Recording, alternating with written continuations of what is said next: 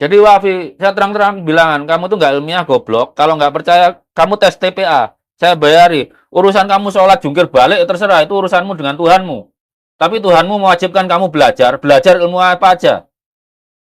Dan ilmu, ikuti definisi modern. Seperti yang saya tulis di sini. Itu ilmu. Kalau ilmu nasab itu bangkai ilmu.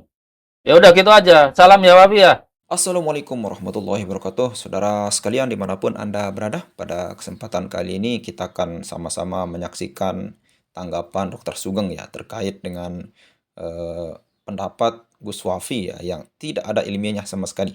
Kenapa? Karena tidak ada sumber-sumber ilmiah yang beliau sebutkan di dalam membela Sa'adah Nasab Ba'alawi. Namun yang beliau bawa itu Gus Wafi hanya membawa pendapat-pendapat dari ulama-ulama terdahulu yang tidak bisa kita bilang tidak jelas sumbernya ya. Namun dalam hal ini Dr. Sugeng marah besar ya terkait dengan apa yang Gus Wafi ini katakan ya. Oke, selengkapnya mari kita sama-sama simak video berikut. Assalamualaikum warahmatullahi wabarakatuh. Teman-teman, saya baru dapat kiriman video dari senior saya, Dr. Antimon Ilyas, ya, tentang ya pendapatnya Wafi lah. Dan orang seperti Wafi inilah yang bikin kita umat Islam mundur, terlihat goblok di antara umat-umat yang lain gitu. Begini, masalah nasab itu, Wafi ini selalu mengungkit-ungkit pengakuan ulama yang sudah meninggal sepertinya. Jadi ulama yang dijadikan dalil untuk membenarkan pendapat Balawi nasab Balawi ini adalah ulama-ulama yang sudah tidak bisa mengkoreksi apa yang dulu mereka fatwakan gitu. Bahwa Kiai Maimun Jubair, Mbah Maimun mengakui nasab Balawi sah-sah saja. Bahwa Kiai Hamid juga mengakui nasab Balawi sah-sah saja. Bahwa Kiai Nawawi juga mengakui nasab Balawi sah-sah saja. Tapi kita generasi muda nggak bisa ikut kayak seperti itu. Kerja ilmiah itu bukan seperti itu. Kerja ilmiah itu basisnya keraguan. Ya, seperti yang saya kemarin kalian lah ini lihat teaser. Ilmiah itu kan suatu kerja sistematis. Sesuatu yang kita ragukan, kita uji apakah benar nggak benar atau tidaknya. Termasuk pengakuan Mbah Mun, pengakuan Kiai Nawawi, pengakuan Kiai Hamid itu ya harus kita uji kebenarannya. Itu konsekuensi kita hidup sebagai manusia, makhluk yang ilmiah gitu. Kalau kalau semua ulama selalu semua generasi terikat sama ulama pendahulu, ngapain Imam Syafi'i sampai berbeda pendapat dengan Imam Malik? Ngapain Imam Ahmad bin Hambal juga berbeda pendapat dengan Imam Syafi'i? Ya kan? Ngapain Ernst Rutherford berbeda pendapat dengan gurunya J.J. Thomson? Ngapain juga Niels Bohr berbeda pendapat dengan gurunya Rutherford? Generasi yang lebih maju itu selalu berusaha lebih pintar dari pendahulunya. Bukan malah taklid gitu. Tapi untuk meruntuhkan pendapat pendahulunya harus dengan kerja yang sistematis, bukan cuma modal narasi. Jadi apa yang dikatakan Wafi itu nggak ilmiah sama sekali. Wafi jelas nggak pernah sekolah dan nggak pernah mendapat pendidikan tentang filsafat, apalagi filsafat ilmu. Jadi Robito Alawiyah ini memang mempekerjakan ustadz-ustadz geblek model Wafi. Apalagi kalau mengait-ngaitkan dengan saya sholat atau tidak. Ingat perintah pertama agama itu apa? Baca, bukan sholat. Dalam Islam itu perintah agama pertama apa? Baca, bukan sholat. Artinya apa? Belajar.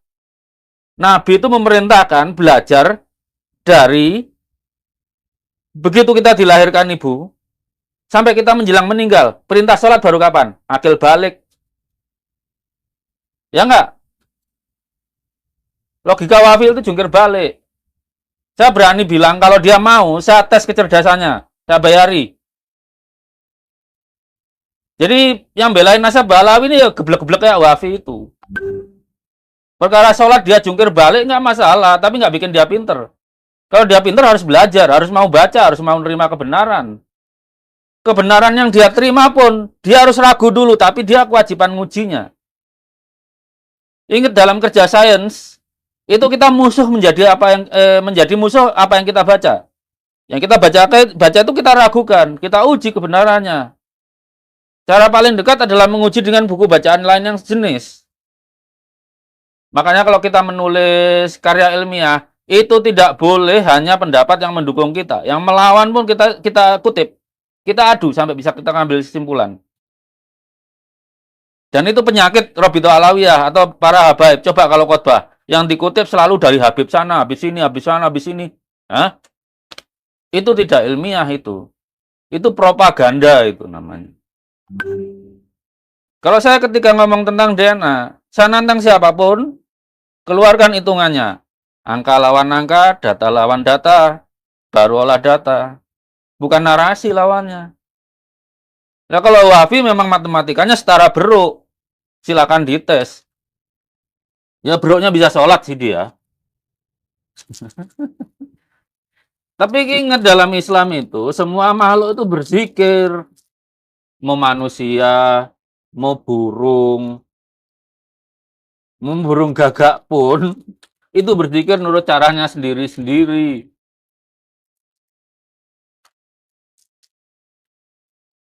Jadi, yang rajin sholat bagus. Tapi kan kewajiban kita nggak cuma sholat aja. Ingat perintah agama pertama itu baca. Bukan sholat. Baca. Belajar. Belajar apapun yang memberi manfaat kepada umat manusia, kepada alam sekitarnya. Orang-orang yang masih suka nembakin burung itu ya orang goblok-goblok memang sih. Udah burung tinggal dikit, dagingnya pun dikit, kalau ditembak ngapain dia nembak burung? Kan mending bikin rel gitu, bikin sasaran bergerak dia tembak gitu. Bukan nembakin burung yang nggak bisa ngelawan. Jadi itu Wafi, kalau kamu sholat bolak-balik terserah, itu urusan pribadimu. Tapi apakah kamu dengan sholatmu itu membawa manfaat kepada bangsa Indonesia? Ya belum tentu. Kewajibanmu yang pertama itu belajar. Taklid aja nggak diperintahkan kok. Misalnya taklid Kiai Maimun, Kiai Nawawi, atau Kiai Hamid. Enggak ada perintahnya. Tapi kewajibanmu belajar. Dan dalam ilmiah, kita malah wajib meragukan pengakuan Kiai Maimun, Kiai Nawawi, Kiai Hamid Pasuruan, itu kita wajib meragukan. Setelah kita ragukan, kita uji keyakinannya. Kalau mereka keyakinannya benar, ya kita benarkan. Tapi kalau keyakinannya salah, ya kita koreksi.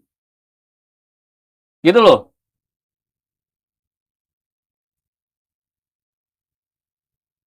Jadi begitu teman-teman. Kita yang muslim ini wajib membawa umat Islam cerdas. Kalau Imam Syafi'i aja berani berbeda pendapat dengan gurunya, Imam Malik, dan Imam Ahmad bin Hambal juga berani berbeda pendapat dengan gurunya, Imam Syafi'i. Kenapa kita nggak berani berbeda pendapat dengan Mbah Mun? Kenapa kita nggak berani berbeda pendapat dengan Kiai Nawawi atau berbeda pendapat dengan Kiai Hamid? Kita wajib menghormati tiga kiai itu, tapi bukan berarti kita harus nurut apa pendapat mereka. Apalagi pendapat mereka itu bukan dari kerja ilmiah. Cuma penerimaan aja karena nggak punya alasan menentang. Sekarang kita punya buktinya. Bahwa Balawi ini bukan keturunan paternal Nabi Ibrahim. Padahal pembuktian bahwa mereka keturunan paternal Nabi Ibrahim itu sebetulnya kan di beban Robito Alawiyah, bukan beban kita. Kita tuh malah wajib nggak meyakini, oh nggak ada buktinya. Prinsip ilmiah kan begitu. Prinsip ilmiah siapapun yang mengklaim, dialah yang wajib membuktikan. Balawi tidak pernah. Buku nasabnya itu juga nggak tertib waktu kan. Secara kronografi kan nggak tertib waktu. Pencatatannya backdating jauh banget setelah tanda petik Ubaidillah. Entah dia beneran ada atau tidak. Meninggal. Tidak ada sumber primer bahwa Ubaidillah itu hidup. Nggak ada. Tanyain Mama Zumail, sumber primernya Ubaidillah hidup itu apa? Bisa nggak dia menjawab secara definitif? Nggak ada.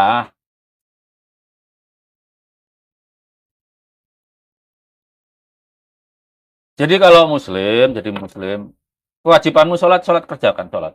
Tapi kewajibanmu belajar, kerjakan. Memang itu tidak sebutkan sebagai rukun Islam, karena belajar itu kewajiban sebagai manusia. Mau Hindu, Buddha, Kristen, Islam, ateis, agnostik, semuanya secara naluriah belajar. Tapi di Islam dilegalkan menjadi kewajiban. Apa perintahnya? Iqra, perintah pertama. Bukan taklid seperti kata Wafi itu. Makanya Wafi itu otaknya rudimenter. Karena apa? Taklid itu aja. Diberi otak tapi nggak dipakai.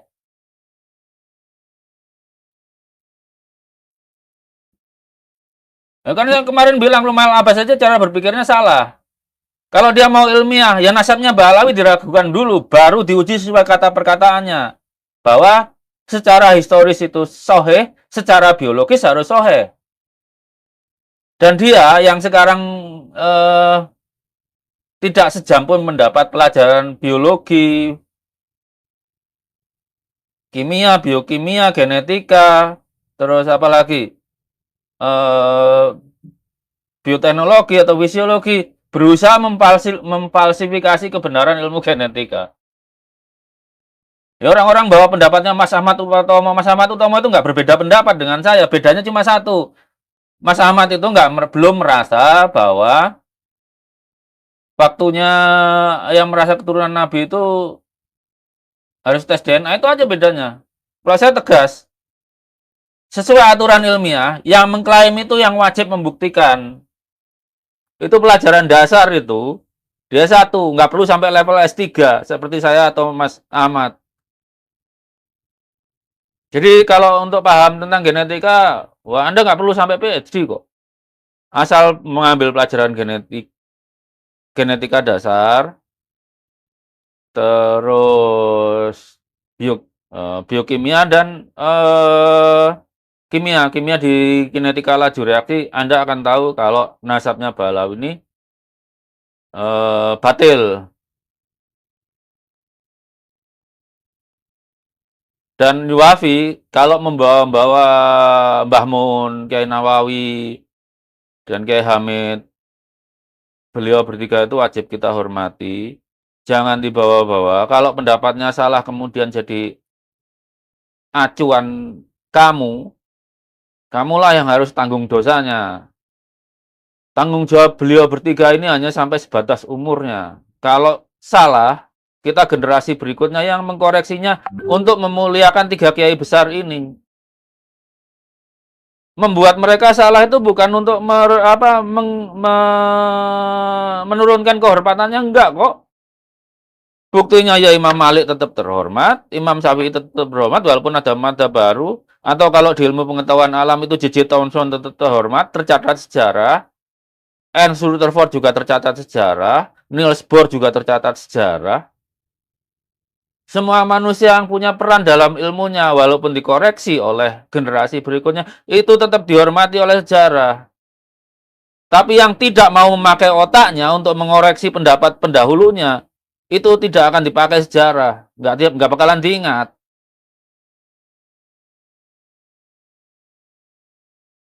Jadi Wafi, saya terang-terang bilangan, kamu tuh nggak ilmiah goblok. Kalau nggak percaya, kamu tes TPA. Saya bayari. Urusan kamu sholat jungkir balik, terserah. Itu urusanmu dengan Tuhanmu. Tapi Tuhanmu mewajibkan kamu belajar. Belajar ilmu apa aja. Dan ilmu, ikuti definisi modern. Seperti yang saya tulis di sini. Itu ilmu. Kalau ilmu nasab itu bangkai ilmu. Ya udah gitu aja. Salam ya Wafi ya. Wassalamualaikum warahmatullahi wabarakatuh. Oke, saudara sekalian, luar biasa sekali apa yang sudah disampaikan oleh Dr. Sugeng ya. Sangat-sangat membuat kita berpikir luas ya terkait dengan hal ini. Ada satu hal yang menarik yang Dr. Sugeng sampaikan, yaitu perintah agama ya. Saya sangat setuju dengan itu. Perintah agama itu bukan sholat, saudara sekalian. Namun perintah agama yang paling utama itu adalah bacalah. Kita disuruh untuk belajar ya. Iqra. Nah, jadi di sini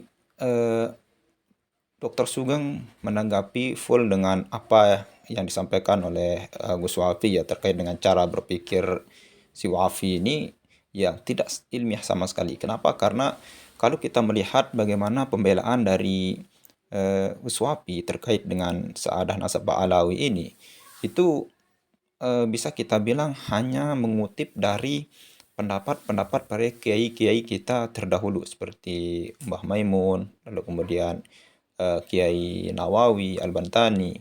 Nah, hanya cuman sekedar itu saja.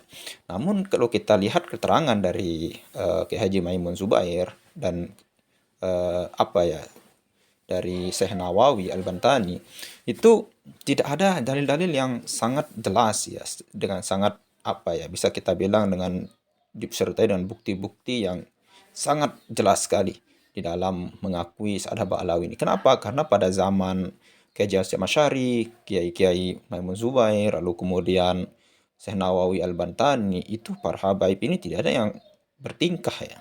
Artinya ketika mereka berceramah, lalu kemudian berakhlak, lalu kemudian tutur katanya tidak ada yang sangat sadis seperti yang sekarang ini, seperti Rizik Syihab dan lain sebagainya. Tidak ada yang berdakwah seperti itu dulu. Makanya tidak ada kiai-kiai terkenal seperti Kiai Haji Maimun Zubair, terus Kiai Hasyim Asy'ari untuk eh, apa ya, curiga terhadap nasab daripada Ba'alawi ini. Dan sekarang berbalik ya, demikian halnya maraknya ya, bagaimana Habib-Habib ini menjual tasbihnya, menjual sorbannya dengan hal-hal yang dikira itu bisa karomah miliknya zuriyah Nabi, lalu kemudian dijual dengan harga yang tidak masuk akal ya, yang harganya cuma 80.000 dijual dengan 10 juta, 5 juta dan lain sebagainya. Ini hal-hal penipuan secara tidak langsung ya saudara sekalian, seperti apa yang disampaikan oleh Abah Setu ya, beliau juga banyak ditipu, hampir kalau tidak salah itu 1 miliar ya ditipu sama oknum Habib. Itu cerita beliau dulu ketika masih menjadi muhibbinnya Habib Lutfi ya. Nah, itu mungkin cerita-cerita yang membuat munculnya sebuah karya dari Ki Haji Imaduddin ya, yang membatalkan nasab Ba'alawi ini. Itu berangkat dari sana. Apakah benar? Pertanyaan Ki Haji Imaduddin ya, apakah benar zuriyah Nabi kok bicara akhlaknya seperti ini? Apakah benar? Nah, itulah berangkat dari pertanyaan itu, lalu kemudian muncullah tesis Ki Haji Imaduddin yang sangat fenomenal ya. Oke, kita kembali ke tanggapan Dr. Sugeng ya. Yang pertama kata beliau itu dalam ilmiah pendapat musuh harus dipelajari. Jadi di sini mengajarkan kita Dr. Sugeng untuk berpikir kritis ya saudara sekalian. Artinya ketika kita berbeda pendapat, bukan hanya kita mengambil pendapat dari apa ya, dari teman kita, dari kawan kita, dari kiai-kiai yang mendukung pendapat kita. Kita juga perlu mempelajari pendapat-pendapat yang diklaim atau yang digunakan oleh musuh-musuh kita. Itu sebagai pembanding. Bisa jadi yang pendapat yang diklaim oleh musuh-musuh kita itu tuh yang paling apa ya, itu yang paling valid dan paling benar. Nah, ini kalau kita berpikir ilmiah ya saudara sekalian, ketika kita mempelajari dalil-dalil musuh, lawan debat kita, lawan bicara kita, maka kita akan semakin menguasai ketika kita berdiskusi dengan mereka. Itu yang pertama. Dan yang kedua yang disampaikan oleh Dr. Sugeng tadi, Ba'alawi adalah bukan paternal keturunan Nabi Ibrahim. Nah, ini mungkin menurut beliau itu Ba'alawi itu apalagi keturunan Nabi Muhammad SAW itu keturunan paternal dari Nabi Ibrahim pun jauh gitu.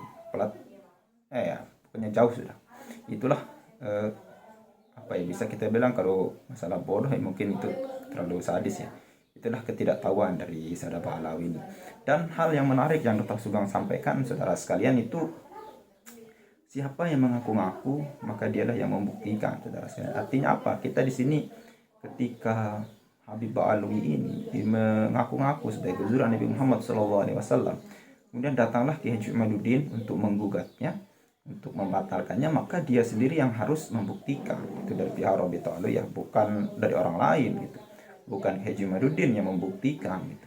Dia sendiri yang membuktikan. Nah, siapa yang mengaku maka dia yang membuktikan. Dan hal ini sudah dipertontonkan oleh Ba'alawi yang bisa kita bilang kalau maju debat, terutama di UIN Wali Songo itu ya pasti yang maju-maju adalah para muhibbin ya, yang membela-belanya.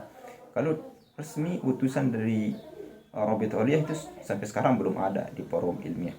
Nah, kita lihat nanti di tanggal 10 September di Win Wali Songo, ya mudah-mudahan kalau kita lihat video dari Nabawi TV yang kami akan mengutus utusan, ya kata penerima surat dari Rabithah Alawiyah, mudah-mudahan nanti akan diutus ke sana, ya. Mudah-mudahan dan kita dengar langsung ilmu dari utusan dari Rabithah Alawiyah, ya, berdebat dengan Kiai Jumaluddin, kemudian Ki Haji Farihin, namun kemudian utusan dari Rabithah Alawiyah. Namun secara pribadi, ya, kalau bisa kita bilang yang diundang itu sebenarnya kalau tidak salah